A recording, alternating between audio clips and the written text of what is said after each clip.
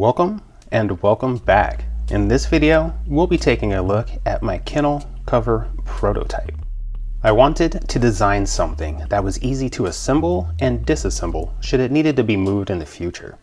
I also thought it would be pretty nifty if I could make this happen without using any metal fasteners. Let's take a look at what I came up with. Now that I have a drawing for my concept design, I'll be using these 2x12s by 8s and a piece of plywood to put the concept together. I will only be making one kennel cover. The box in the drawing is roughly the size of the kennel. With the two-dimensional lumber being 2x12s, there's going to be parts of the board that I'm not able to use in the project. So I'm going to start by ripping the boards to take out the sections that I won't be using. In the beginning of this project, there's a lot of rough milling, so I equipped the table saw with a 24-tooth blade just to get me to my rough dimensions before refining my pieces. With the miter saw, I'll continue to cut out sections that I won't be able to use in my project. I'll equip a higher tooth blade in the table saw for my more precise cuts that I need cleaner finishes on. These are my quick assembly rails that happen to be toolless, and I'm cutting a groove out so that two pieces will come together to become one rail. These are the 4 pieces that will become my rails. They're cut exactly the same, and once flipped over, 4 pieces become 2 rails. With the miter saw, I'll cut the rails to the final dimensions.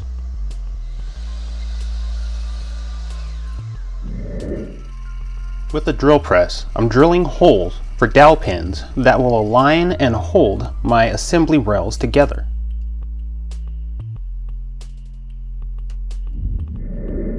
I used a circular saw and a straight guide to help me make my cuts on the plywood. For the edges that needed holes, I used a doweling jig. Once the holes were drilled, I was able to fit the rails to the top subframe. I'm going to use X crossmember bracings for my project. Where the cross members end, I'm going to cut pockets so that I don't have to use metal fasteners.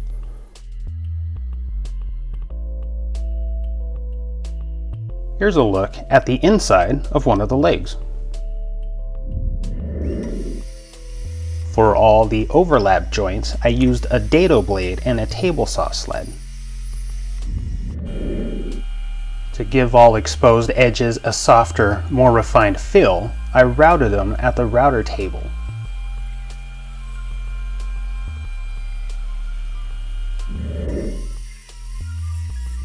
With majority of the fabrication done on the frame, I re-equipped my 24-tooth blade and started milling pieces that would become planks I would later use to tile the top.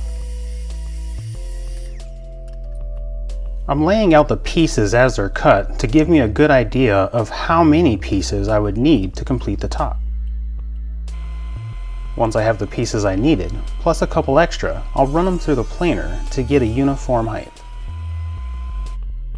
I laid out the pieces once again before cutting them into the desired pattern. Here's a look at the pieces on how they come together to create the top.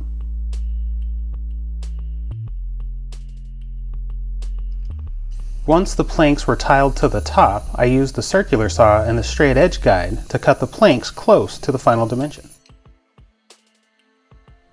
I then used a flush edge trim router bit to make the edges flush.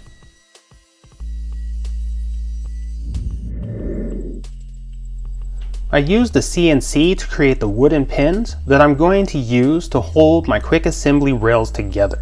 I wanted to create something a little bit more robust for the hands to grab.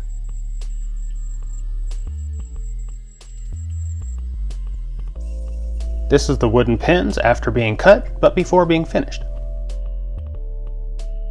Here's a quick look at the rail assembly and how the two pieces go together, and how those pieces will then attach to the top.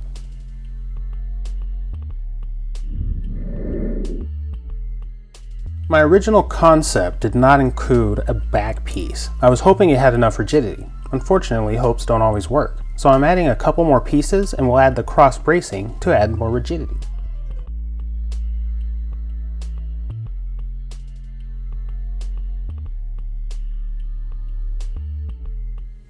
Here's a look at the back brace once complete. With the additional piece, I'll need additional pins. This time, I'm going to use the table saw and the drill press to create 4 pins to help secure the back brace. I'm using a table saw sled and a regular blade here to create a notch that will become the handle of the pin. I'll use my larger sled to cut the pieces free. Here's a look at the finished pins. I'm going to place these pins in the corners to help secure the back brace to the legs. With all majority fabricating complete, it's time to turn some attention to the knotty pine and do a little bit more refining to make these somewhat scary knots inviting and smooth to the touch. I want these knots to be something you not only notice, but something that you want to touch. Here is the knot once it's finished. I've also included a few more shots of some of the other knots in this piece just to show you how they came out. I did take care to make sure that any of the larger knots were not on any pieces that supported any weight. But before we can get to any finishing, we had to do some sanding, and I started with the lowest grit and worked my way up to the higher grits.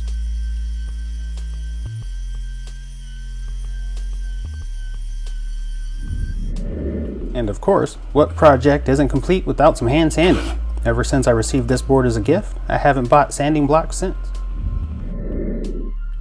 Here's a look at the kennel cover after sanding, before staining.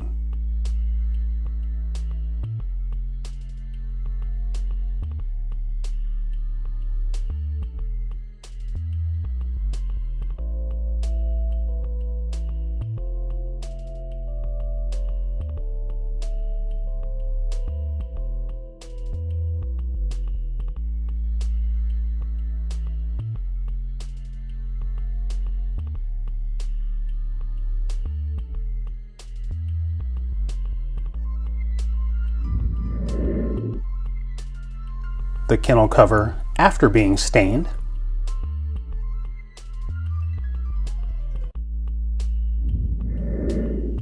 Here is what the kennel cover looks like, completely disassembled. I included a video of me assembling the kennel cover to show how quickly it can be assembled. I sped the video up by 2 times just so it wouldn't take the full 3 minutes, but it only took me just about 3 minutes to completely set this up. We start by laying the top flat and then grabbing one leg and inserting it into its correct side.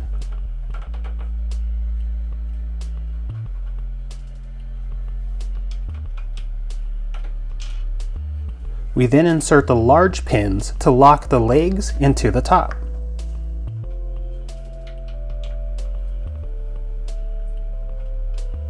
We will then grab the other side, place it into its corresponding spot, and then place those pins in to lock it into the top as well.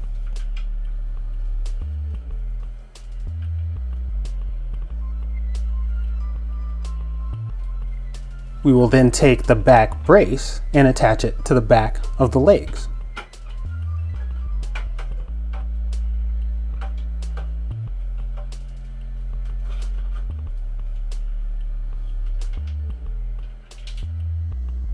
I'll then use the 4 small pins to secure the back brace to the back of the legs. Once the 4 small pins are in place, the kennel cover is complete. This kennel cover should always be flipped front to back or back to front. Here's a look around the completed kennel cover prototype.